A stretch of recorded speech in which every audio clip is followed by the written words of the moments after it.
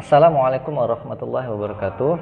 Alhamdulillah kita ketemu lagi di pelajaran matematika. Jadi insya Allah hari ini kita akan bahas beberapa hal ya. Yang pertama itu tentang luas segitiga. Yang kedua itu tentang luas bangun datar gabungan. Ya, ini luas dan keliling ya, luas dan keliling. Ya, dua-duanya luas dan keliling. Baik, kita masuk ke materi yang pertama yaitu luas segitiga. Ya, jadi di pelajaran sebelumnya kita sudah membahas tentang luas persegi, ya, dimana luas persegi itu misalnya ini sisi A, B, C, D. Jika AB-nya itu misalnya 10 gitu ya. Terus AB-nya 10 cm. DC ya, sisi yang di bawah ini misalnya ini 4 cm. Maka luasnya adalah 10 dikali 4 ya. Luasnya adalah begini. Luasnya adalah AB dikali DC ya. Sisi yang sebelah kiri dan sisi yang di sebelah bawah itu dikalikan. Maka luasnya adalah 40. Seandainya di sini kita buat garis. Nah, berarti sekarang kita membuat dua buah segitiga. Ya, persegi tadi kita pecah menjadi dua buah segitiga, yaitu segitiga A dan segitiga B. Kalau tadi kita dapati luas dari persegi ya, luas dari persegi ini adalah 40, maka luas segitiga A tentu saja setengah dari luas perseginya ya, karena kita sudah bagi dua. Jadi luas segitiga A adalah 40 ya, 40 dibagi 2 ya, karena tadinya kan luas perseginya itu 40, kita bagi menjadi 2 bagian ya, maka luas segitiga A adalah 20 dan luas segitiga B juga 20 gitu ya. Nah, dari sini kita bisa ambil kesimpulan, luas segitiga adalah setengah dari luas persegi ya. Kalau misalnya ada segitiga nih begini,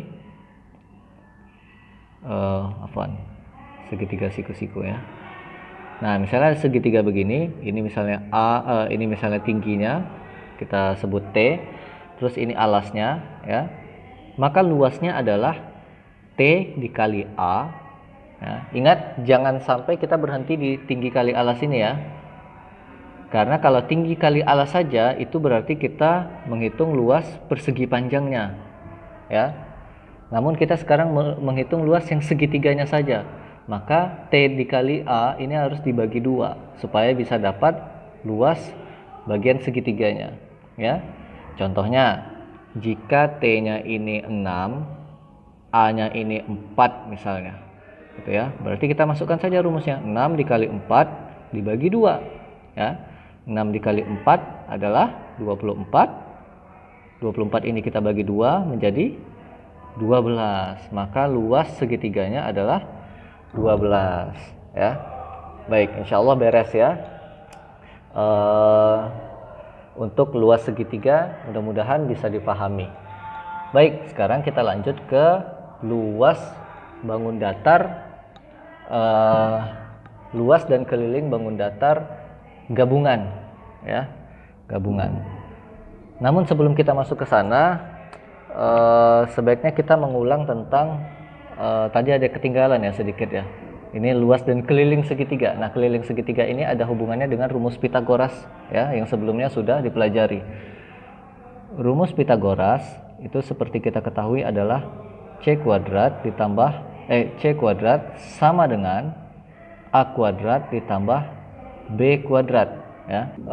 Rumus ini kita gunakan untuk mencari sisi miring. Ini sisi miring dari segitiga siku-siku ya. Misalnya ada segitiga begini, Ini sisi A, sisi B, ini sisi C. Ya. Kita masukkan saja angka-angka yang kita butuhkan ke rumus ini. Misalnya kita punya segitiga, sisi A-nya 8 cm, sisi B-nya 6 cm. Ya. Kita mau cari sisi C, maka kita masukkan angkanya ke rumus yang di atas.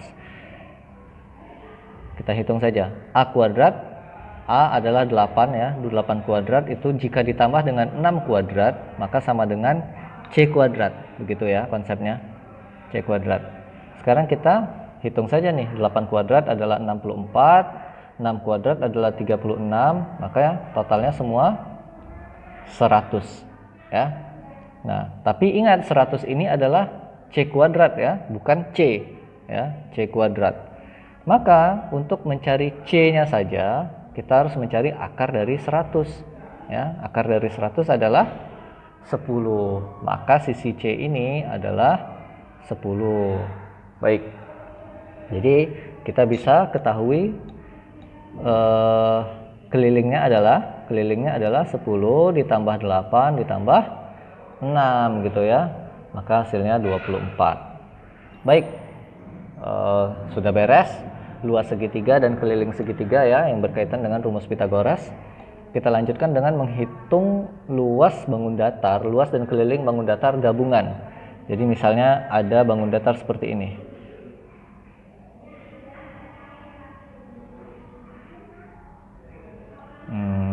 Sebentar, kita bikin lebih rapi lagi. Misalnya begini, ada persegi panjang ya, ini ada bangun datar A, B, C, D, E, F ya.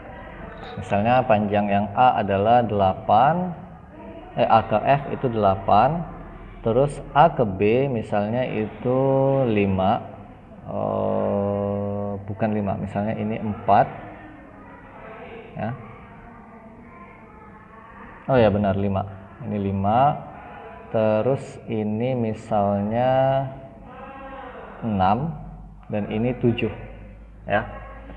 Kita ketahui AF itu 8, AB itu 5, BC itu 6, FE itu 7. Sekarang pertanyaannya adalah berapakah kelilingnya? Nah, untuk mencari keliling berarti kita harus tahu dulu nih CD-nya berapa, terus DE-nya berapa, gitu ya, sisi yang ini sama sisi yang ini. Kita kan belum tahu nih, ya. Jadi cara mencarinya adalah pertama kita lihat dulu.